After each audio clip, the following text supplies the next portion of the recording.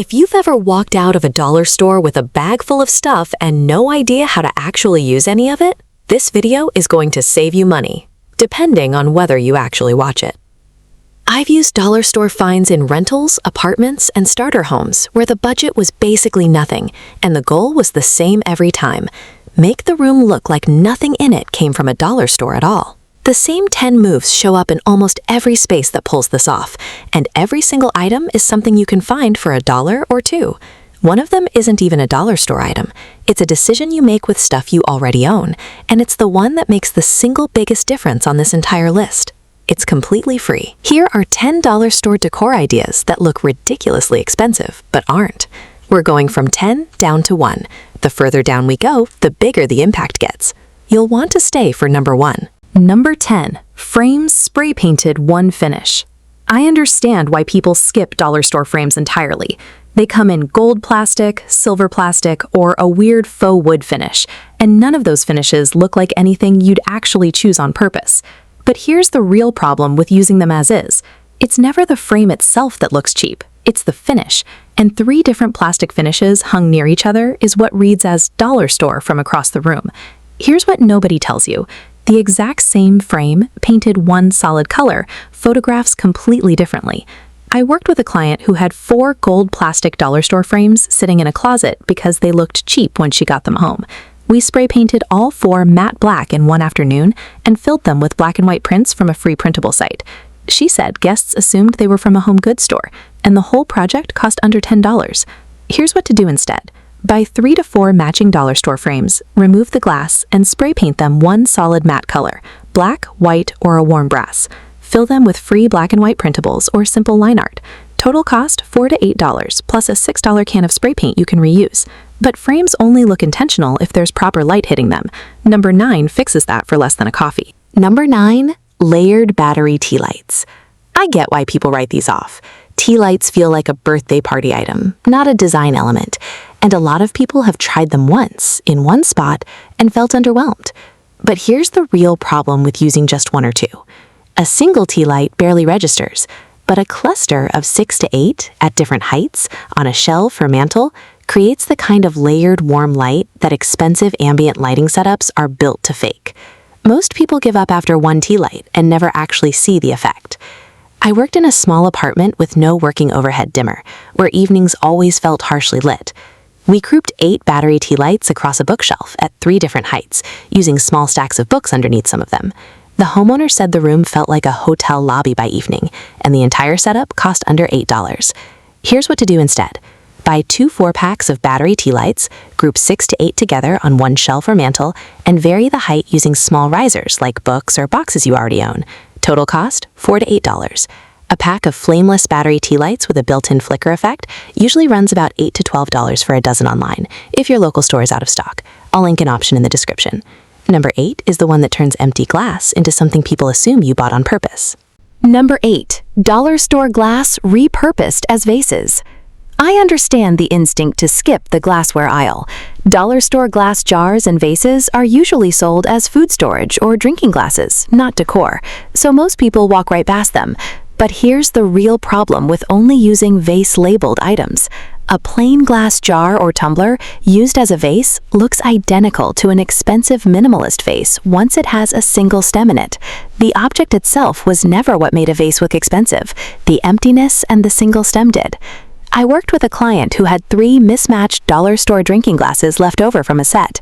We used them as bud vases, one on the coffee table, one on a shelf, one on the kitchen counter, each with a single stem of eucalyptus. She said people complimented the vases specifically, unaware they were leftover drinking glasses. Here's what to do instead. Buy 2 or 3 plain glass jars, tumblers, or bud vases, and place one single stem, real or faux, in each, spread across different surfaces rather than grouped together. Total cost, $2 to $6. Number 7 is where most people accidentally undo everything above it in one move. Number 7. Faux greenery used sparingly. I get why this one goes wrong so often. Faux greenery is cheap enough that it's tempting to buy a lot of it, and more greenery feels like it should equal a more finished look. But here's the real problem with overbuying. A single realistic stem in a vase reads as intentional. 5 mismatched plastic stems crammed into one pot reads instantly as fake and cheap, no matter how good any individual stem looks on its own.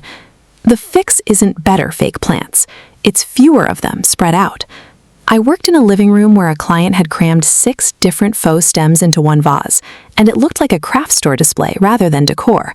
We split them up, 1 stem per vase, across 3 separate vases in 3 separate rooms. Same exact stems, same exact money already spent, and the room read completely differently. Here's what to do instead. Buy realistic-looking faux stems, eucalyptus, olive branch, or a single large leaf, and place 1 or 2 per container, never more, and spread them across different rooms rather than clustering them in one spot. Total cost $2 to $5 per stem. Number 6 solves the everything is out on the counter problem for less than a candy bar. Number 6. 1 tray to corral clutter. I understand why trays feel unnecessary. Everything already has a spot on the counter or coffee table, and a tray seems like it's just adding one more object to a surface that's already full. But here's the real problem with loose objects. Several small items scattered across a surface reads as clutter. The exact same items grouped on one tray reads as a styled vignette. The tray does the visual work of making chaos look like a decision. I worked in a bathroom where the counter held a soap pump, a candle, a small plant, and a jewelry dish, all loose and slightly spread apart. We put all 4 on $1 store tray.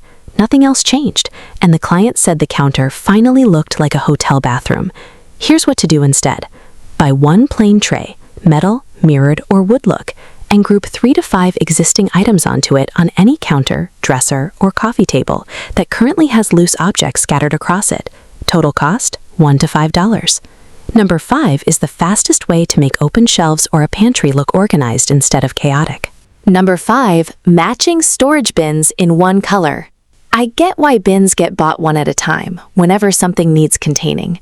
It's reactive shopping, not planned shopping, so most people end up with a mismatched mix of colors and materials over time. But here's the real problem with mismatched bins. 5 bins in 5 different colors and materials on one shelf creates the same visual noise as mismatched picture frames. It's the container equivalent of a junk drawer, even if everything inside is perfectly organized. Most people blame the clutter on too much stuff, when it's actually the mismatched containers doing the damage. I worked in a pantry with bins in blue, clear, wicker look, and plain cardboard, all on the same shelf. We replaced all 4 with matching black or woven look bins from the same dollar store trip. The client said the pantry looked like it was professionally organized, and nothing inside the bins changed. Here's what to do instead. Buy 3 to 5 matching bins in the same color and material, and use them to replace whatever mismatched containers are currently on your open shelves or pantry. Total cost, $5 to $10 for the set. A set of matching woven look storage bins, sized for a standard pantry shelf, usually runs about $10 to $15 online for a set of 4, if you need more than your local store has in stock. Linked below. Number 4 fixes a problem almost nobody notices they have until it's fixed. Number 4, twine or ribbon wrapped around plain jars and candles. I understand why this feels like overkill. A plain glass candle holder or jar already works, and wrapping something in twine feels like an extra step for something nobody will notice. But here's the real problem with leaving plain glass completely bare. Bare glass, especially in bulk, several jars or candle holders in a row, reads as sterile and mass-produced, while the same jars with a simple wrap of jute twine or ribbon around the base look handmade and intentional, which is exactly the effect that costs real money in home goods stores. I worked with a client who had 4 identical dollar store glass candle holders that looked exactly like what they were. We wrapped jute twine around the base of each with a small dried sprig tucked under the wrap. She said they looked like they came from a boutique candle shop. Here's what to do instead. Buy a small roll of jute twine or ribbon and wrap it 2 or 3 times around the base of any plain glass jar, vase, or candle holder you own, tying it off with a simple knot. Total cost, $1 to $3 for the roll, enough for several items. Number 3 turns one of the least trusted dollar store aisles into one of the most useful. Number 3, a mirror placed to reflect light. I get why people are skeptical of dollar store mirrors specifically. The frames are usually thin plastic, and a cheap-looking mirror feels like it'll just look like a cheap-looking mirror no matter where you put it. But here's the real problem with judging the frame instead of the placement. A mirror's frame barely matters if it's angled to catch light from a window. The reflected light is what people notice, not the plastic edge around it. and a mirror hung in a dark corner will look bad no matter how expensive the frame was. I worked in a small hallway with no natural light source of its own. We hung a plain dollar store mirror directly across from the nearest window, angled slightly to catch the light down the hallway. The client said the hallway wasn't dark anymore, and nobody who saw it guessed the mirror's actual cost. Here's what to do instead. Buy one plain dollar store mirror and hang it directly across from or angled toward your nearest window, in whatever room feels the dimmest. Total cost, $1 to $5.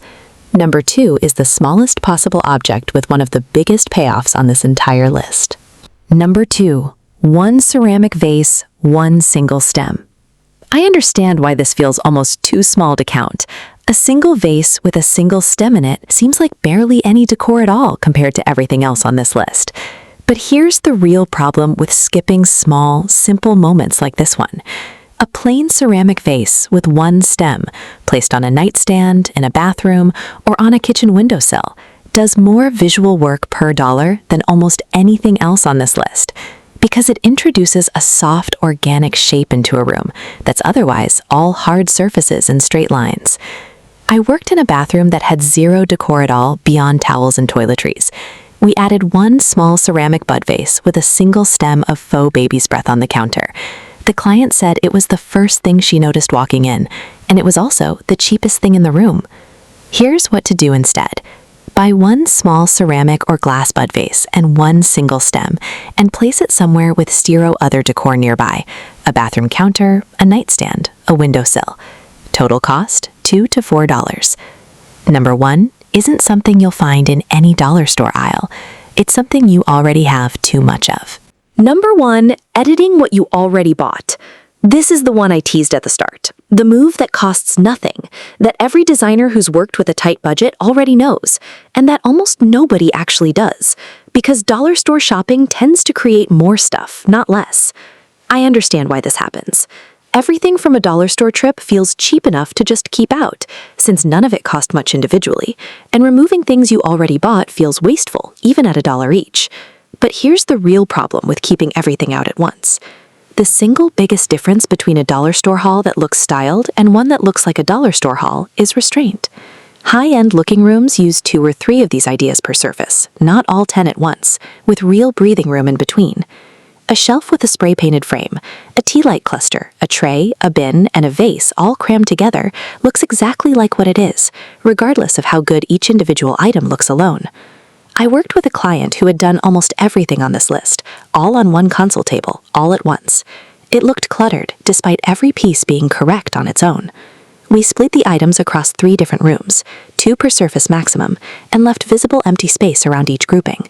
Same items, same money spent, and the whole apartment read as noticeably more expensive.